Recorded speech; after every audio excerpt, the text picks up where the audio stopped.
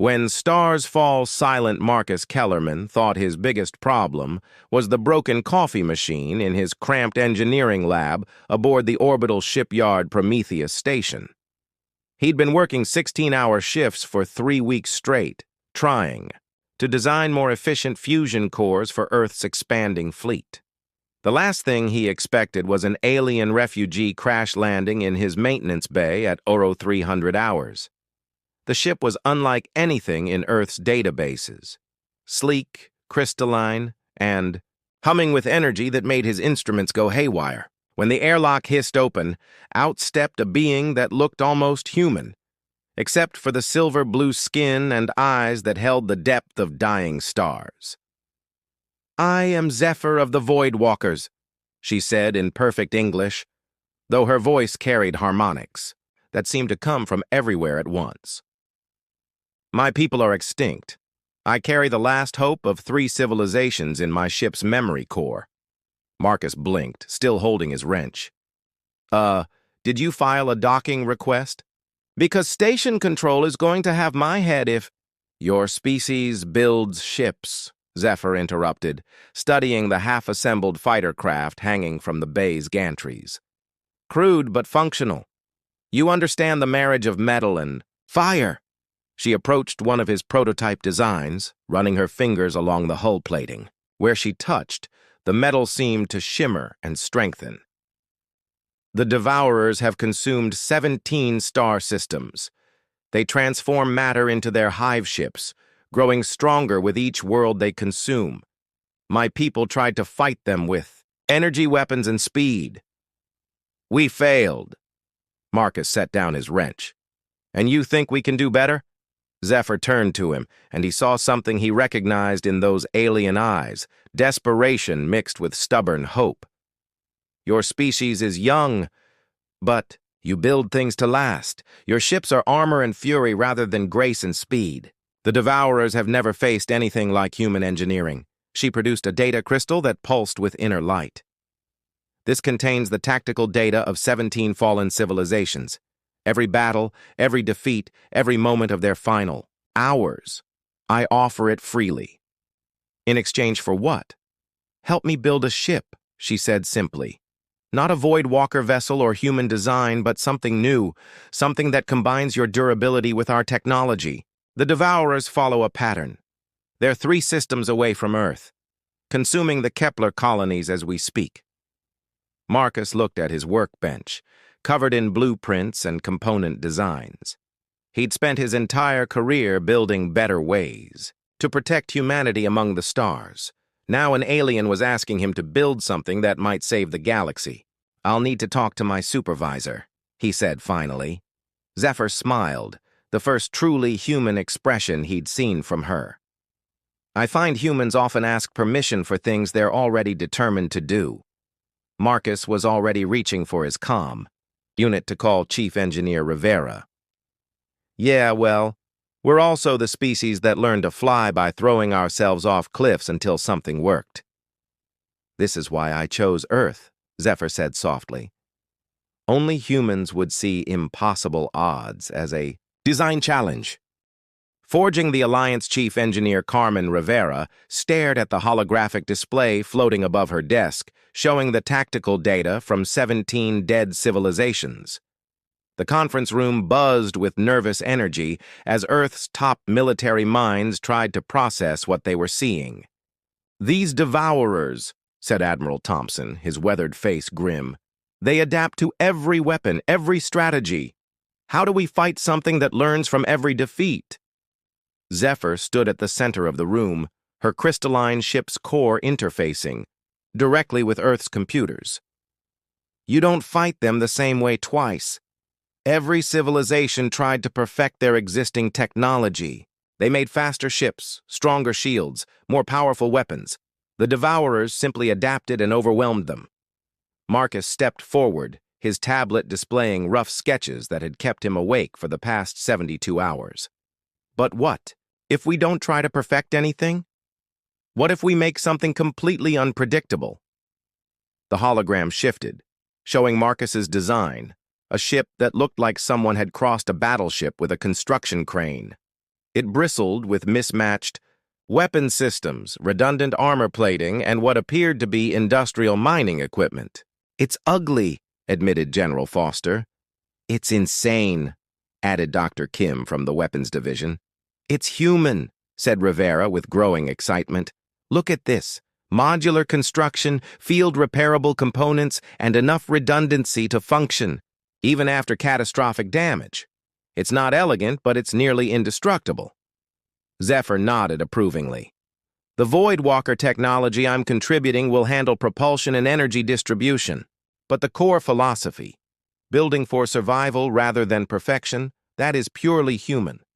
Marcus activated another section of his design. "The key is modularity. Every system can be swapped out, upgraded, or jury-rigged in the field. If the Devourers adapt to our weapons, we change them. If they counter our tactics, we invent new ones on the spot." "How long do we have?" asked Admiral Thompson. 6 months until they finish consuming the Kepler system," Zephyr replied. "Then they'll target Earth's outer colonies. We need a prototype. Ready for testing in 12 weeks. The room fell silent. Building a revolutionary starship design in 3 months was impossible by any reasonable standard. Rivera grinned. "Good thing humans specialize in unreasonable standards. Marcus, you're project lead. I want every shipyard from Luna to Titan working around the clock. We're going to build a ship that doesn't exist yet using technology we don't understand to fight an enemy that's never lost." "The Foundry," Marcus said, surprising himself. "That's what we'll call her, because she's going to forge something new from everything we've learned." Zephyr placed her hand on the holographic display, and the ship's design began to pulse with potential. "The last 17 civilizations fell because they fought like themselves. Humanity will survive because you fight like everyone else, combined, adapted, and improved." As the meeting dispersed and the frantic work began, Marcus caught Zephyr staring out at the stars. "Having second thoughts?" "No," she said quietly. "But I am having hope for the first time in decades. Your species builds things to last even when you don't know if they'll work. That's because we know they probably won't work the first time," Marcus replied. "So we build them tough enough to survive their own failures? Impossible deadlines and human ingenuity. The construction of the Foundry pushed human engineering to its absolute limits. Every shipyard in the solar system contributed components, while Marcus and Zephyr worked 18-hour days integrating alien technology with human industrial might. Engineer Jessica Hawkins wiped sweat from her brow as she supervised the installation of the ship's revolutionary armor system. "I still don't understand how this works," she called out to Marcus, who was elbow-deep in a junction box that shouldn't have been able to fit inside the hull. "The Voidwalker technology creates localized space-time distortions," Zephyr explained, her hands dancing over crystalline control interfaces that had grown directly into the ship's structure. "When projectiles hit the armor, they're briefly displaced to a parallel dimension before the distortion collapses. So the armor doesn't." "Stop incoming fire," said Chief Mechanic Rodriguez, looking up from his work on the modular weapon mounts. "It makes the ship temporarily not there?" "Essentially, yes, but only for microseconds, and only where the impact occurs." Marcus emerged from the junction box, trailing cables. "Which is why we need 17 backup power systems and enough redundancy to make a paranoid accountant weep. If the dimensional displacement fails, we fall back on good old-fashioned thick metal plates." The Foundry was taking shape around them, and it was magnificent in its complete rejection of aesthetic sensibility. The hull looked like it had been assembled from the parts bins of a dozen different civilizations. Weapons pods jutted out at seemingly random angles. Sensor arrays sprouted like metallic flowers, and the entire structure was held together by a framework that resembled industrial scaffolding more than starship architecture. "Sir," called out Lieutenant Torres from the communications station they'd temporarily set up in the main hangar. "We're getting reports from the Kepler system. The Devourers have finished with Kepler 7. They're moving toward the inner colonies faster than projected." Marcus and Zephyr exchanged glances. They'd hoped for another month of testing time. "How's the power core integration coming?" Marcus asked Engineer Patel, who was working on the fusion crystal hybrid reactor that would power their impossible ship. The human fusion reactors provide stable base power, while the Voidwalker crystals handle the peak energy demands for dimensional displacement and faster-than-light travel, Patel reported. "It's like having a reliable car engine connected to a rocket booster. Shouldn't work, but the preliminary tests are promising." Zephyr moved to the central command station, where holographic displays showed the Foundry's systems coming online, one by one. "There's something else you should know," she said quietly. "The Devourers don't just adapt to weapons and tactics. They adapt to the species that fight them. They'll study human psychology, human weaknesses, human fears." "Good thing we're too stubborn to be properly afraid," Rodriguez commented, tightening a bolt with perhaps more force than necessary. Marcus climbed up to the command deck, looking out at the army of technicians, engineers, and workers who'd volunteered for impossible overtime to build something that had never been built before. "Attention all hands," he announced over the shipyard's communication system. "We're moving to accelerated testing. The Foundry launches in 72 hours, ready or not." A cheer went up from the work crews, followed immediately by the sound of redoubled effort as welders sparked, computers hummed, and the controlled chaos of human engineering reached a crescendo. Zephyr watched it all with something approaching awe. "In my culture, we would spend years in meditation and preparation before attempting something this significant." "Yeah, well," said Marcus, already heading back to his work. "Humans figured out a long time ago that if you wait until you're ready, you'll never be ready. Sometimes you just have to build the ship and see if it flies." The Galactic Foundry Building an Alliance of Survivors. 6 months after the Foundry's first victory, Marcus found himself standing in the largest construction facility humanity had ever built, a mobile shipyard the size of a small moon, churning out hybrid vessels that combined the best of human engineering with technologies from across the galaxy. The victory against the Devourer scouts had achieved something unprecedented. It had convinced other species that the seemingly unstoppable enemy could be defeated. Survivors from the 17 fallen civilizations began arriving at Earth, bringing their own innovations and desperate hope. "The crystalline architects want to contribute their structural enhancement techniques," reported Commander Hayes, now serving as liaison between Earth's military and their growing coalition of allies. "And the Iron Collective is offering their mineral processing technology." Marcus nodded, reviewing holographic displays showing dozens of ship designs in various stages of completion. Each one was unique, combining human modularity with alien specializations in ways that would have been impossible for any single species to achieve. Zephyr approached, her form now showing subtle modifications, crystalline implants that allowed her to interface directly with the hybrid technologies they'd developed. "The Devourer main force has changed course," she announced. "They're moving toward the galactic core, where the largest civilizations remain."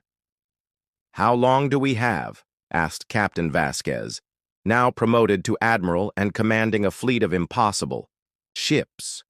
8 months until they reach the core worlds, but our intelligence suggests they're no longer adapting randomly. They're specifically preparing countermeasures for human engineering principles. Marcus grinned. "Good thing we're not using the same engineering principles anymore." He gestured to the construction bays around them, where ships that defied every conventional design philosophy were taking shape. Some looked like flying cities, bristling with the defensive technologies of species that had specialized in survival.